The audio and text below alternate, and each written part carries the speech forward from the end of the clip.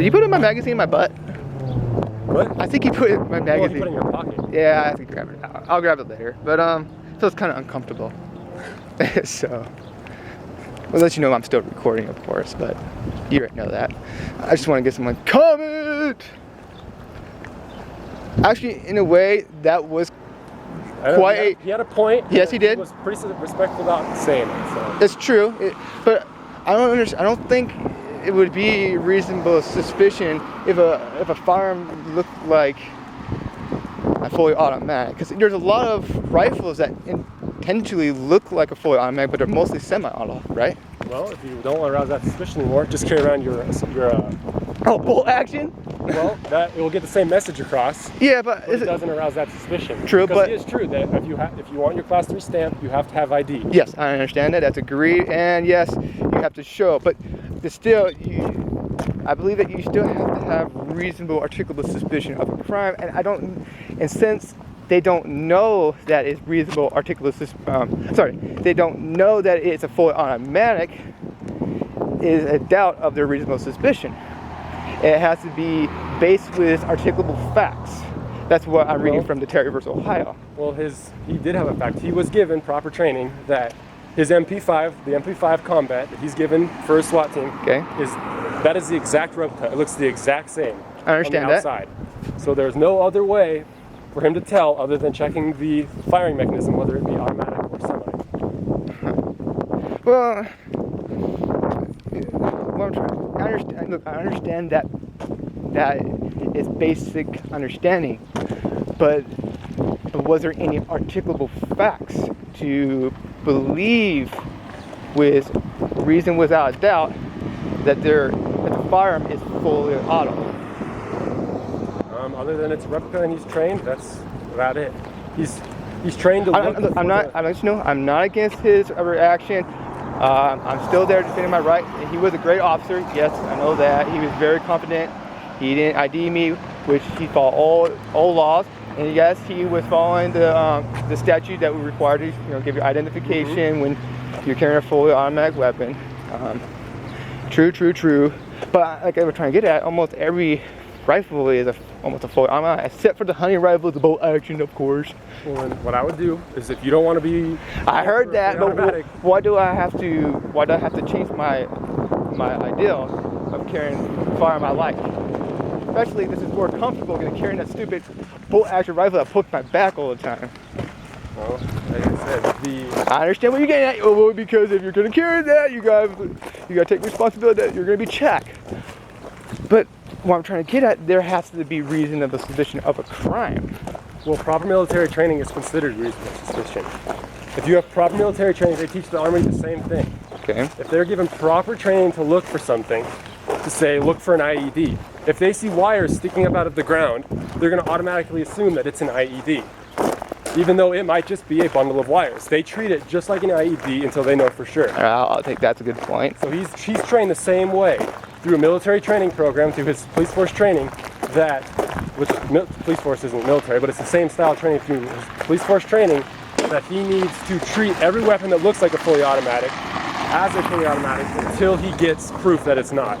Okay, but all right, we clarify that. That's reasonable suspicion of a detainment then. Right? We'll leave it at that. But still, it is a violation of Article 1, Section 9. Well, I'm speaking Oregon Constitution, basically the Fourth Amendment. Right. To search, which is considered a search of a firearm, even though they had reasonable suspicion, like the ID. There is reasonable suspicion that it's an ID. What I'm trying to get at is, how the court ruled that, in Hillbill versus the 9th District Court, that if there's an Oregon law, if there's a law in the state and there's reasonable suspicion of a crime, the person has to inform that his first and last name. Okay, but there is nothing about searches of your firearm and such. You know what I'm getting at, right? So even though it was a lawful detainment, I'm gonna just say that's a lawful detainment. That is still, you need a what's the word? You still need a search warrant, or based on probable cause, right? I think it's probable cause. Based on probable cause, you get a search warrant. to search and seize a person's firearm. He didn't seize, he just observed, searched it. That's what he did, basically. Right. But still, Well, it wasn't even a search. That's the with a firearm like that. That is the only possible way to check, other than taking your word that the only way I can think of it is a fully automatic has 3 fire modes on it: safe, full, or single. Those guns, the dial only has safe or single, but that could easily be replaced if someone really wanted to hide a gun that was fully automatic. But the only other way is to check the mechanism. I understand that, but we're talking about authority of the law. We're not talking about, well, it's closed. But want to turn around then? I'm trying to keep the camera off your face because I know you don't want to. Be posted, but your dad's gonna have a laugh. Still, what was I at? Still, by law, they have to follow the Constitution, because there's nothing in law that overrides the Fourth Amendment on searches of a person, your property, right? And house and effects. Since I understand there was, well, I'm not going to say I completely understand, but I'm going to have a reason of doubt that the offer could be absolutely true what you said, that he had reasonable suspicion to detain. Yes, he was professional. Yes, he was respectful. Yes, he didn't treat me unkindly or rudely or give me a lecture about this and that. He respected that, he was going to see less crime. Good. I probably won't file a complaint because he was respectful. But I'm talking about legality and law with you. So, based on what I said, there's no law that grants authority. Right. I read almost pretty much the whole freaking statutes. Well, then the only other way, you probably could have if you wanted to. Now, now it's 2020. You probably could have said, you have proof to stop me. Yes. Because you have the suspicion that this gun could be fully automatic. Okay. But you have no proof to search it. You have no proof to look at whether or not this gun is fully automatic. So he could have stopped you and kept you there, and he could have been like, all right, then prove to me that it's semi and I'll let you go. Right? But still, that's considered, He's detained you? No, guilty until proven innocent. Our laws are based on innocent until proven guilty. Right? He never charged you with having a fully automatic No, I understand, but like I said, I'm still have to prove myself. But legally, he's not allowed to let you go until he knows that it's semi-auto. Or you show him your class 3 and you're good to go anyway. But see, now it's contradicting with with our Constitution and the authority of the law.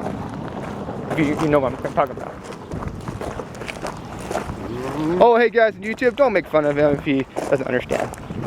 Alright, he's a good friend, he's really knowledgeable, he's highly educated, he knows what he's doing, and we're having a good conversation. Okay, go ahead. Just letting them know, because there's some anarchist and libertarian friends I have on there. We just give views of each other. So, but like I said, do you believe it's still a violation of the Fourth Amendment? Do you agree or yes or do not agree? Sure, I agree that might have violated your Fourth Amendment to have him actually physically search your weapon. Okay. But it didn't violate the part where he had reasonable suspicion to seize me. Right. He had reasonable suspicion to stop you because the only other way to tell if that gun's fully automatic is to physically look at it or to be proved otherwise. Okay. So he had right to stop you to look at that. Well, maybe he didn't have right to take your gun off of you. And search it. Right. Because when you say look contradicts with searches. Right. So, I don't know, to me it would be kind of like a stalemate. Exactly. So you both had to stand there until it was proven otherwise. Or one gives up. Right. So you allowed him to look. Well, I still didn't consent. I said I didn't consent, but I said I won't resist. Exactly. So if you wanted to, you could probably push it further and say, I didn't consent, you looked anyway. But like I said, I respected that, he was being professional and polite, which I want to see in officers. Right. So I will not really. So I don't know. All in all, it might have pushed past that right, Fourth Amendment right. But given the way the laws are now, where it's like you're allowed to look but not touch kind of thing. He's allowed to stop you because he has that suspicion, but then you just have to stand there and look at each other because he's not allowed to touch you, like not allowed to take it from you, so. Well, search. No, don't say take. I want to say search. He's not allowed to search you with it for a fully automatic if you say no. So then you just have to stand there and argue back and forth. So somewhere somebody's got to give, and the problems in the line is now. I think it's complicated. I think you both handled it pretty well. Yeah. It did kind of feel like a little bit. Everyone, he was feeling high strong, like I was kind of getting a little defensive myself. But kind of, I had that history with Medford police, so I'm kind of, what's the word? Wary about police officers. But I'm seeing some good ones out there. It's true. And I don't know. To tell you the truth, then there really shouldn't be a law about banning, having license and for full autos. Well, that's a problem since 1980s. I agree with you wholeheartedly. No, it's a state law. Banning full autos is a freedom. No. Not. They're okay. Not freedom fire. I'm talking about the 1986 ban on full auto. Right. There's a federal law that you can get, as long as you get the license. And registration. But which is a joke anyway. But. I know it is a joke, unconstitutional. But in Oregon law, there is a separate section where it says that they can check, right, demand IDs and things if you have a full auto, or if it looks like a full auto. Yeah, true. If it looks like a full auto. But like I said, almost every firearm is a handgun can be contested. I know the Glock 17 looks just like the Glock 18. One's semi, one's full, one's extremely rare. But true, but they look exactly the same. And AR-15s, everyone has AR-15s. Huh? Oh, that's not audio recording. We're having a conversation too. Oh, you guys just have a conversation. We're having a conversation. I'm audio recording. He's audio recording. I have to form, so I'm making a conversation. But yeah, they just stopped me. It's on my MP5. Like we're talking about, they have to have reasonable suspicion of a crime. They believe that carrying a full auto, which is not. I explained to them, but like I said, they have reason to believe that it's an MP5 and it could be a full auto. So they have the right to detain and demand paperwork of proof to see if it's a full auto. But we're still having a conversation about it. But anyway, he took it out. I told him I didn't consent, but I won't resist. He took it out. He searched it, and he said, "Okay, sounds good. You guys have a good time." So it's a gun then? Huh? That's a gun then? Yeah, it's a rifle. Oh, you can just carry it around like that? As long as you have no felonies on your record or classified as insane, and as long as you're being responsible, don't wave it around, then yeah, you're legal. That's cool. Yep. Yeah. Second Amendment. All right, man. You take care. So let's go that way. This way, we gotta go all the way down now. Huh? We gotta go all the way down. Oh, really? Okay. We're not finished. All right, take care. We've got the KFC. Oh, KFC? Yeah. Yeah, it's down here a little ways. So where were we at again? We were talking about about the laws, about okay, yeah, that's right. There's an Oregon statute. I don't particularly remember the number that I read it a little while ago about. You have to have you're required to have your license and registration.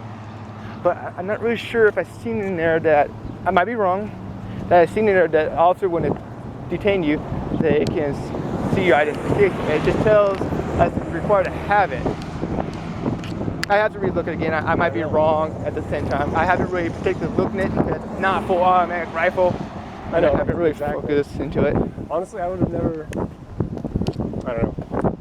I guess it just comes from me. I'm not worried about whether if something is full auto or semi-auto, you're going to kill as many people just the same. I mean, if you want to cut down a group of defenseless people with no weapons, you can shoot them one at a time by pulling the trigger, or just hold down the trigger and kill them all anyway. Yep. Or you just get a big ass sword, or get a car. I mean, put spikes all around and just go round over different people. It doesn't matter. But the idea that if something is checked, be fully auto, it looks like it's fully automatic, seems like a arbitrary law to me. But if it's there... I'm sorry, explain arbitrary law. Arbitrary means it's a law, but they just make it just because they feel like they need more rules. Oh, okay, I hear you. It's a law that's not necessary. And yeah, like for example, going to a public building, even though you've got concealed handgun license, they still want to check to see if it's loaded, which is, it doesn't matter because there's a ban being loaded and unloaded without a concealed handgun license. Exactly. It's an unnecessary law, and what's the word? It brings out chances of police negligence or the person negligence, because the officer may not know about the firearm, pick it up, actually pull something, and boom. Exactly. So it's also harmful. It's a different story if the person's being, very aggressive, threatening you and something like that. And yeah, you want to get yourself. That's just the part about being a smart gun owner.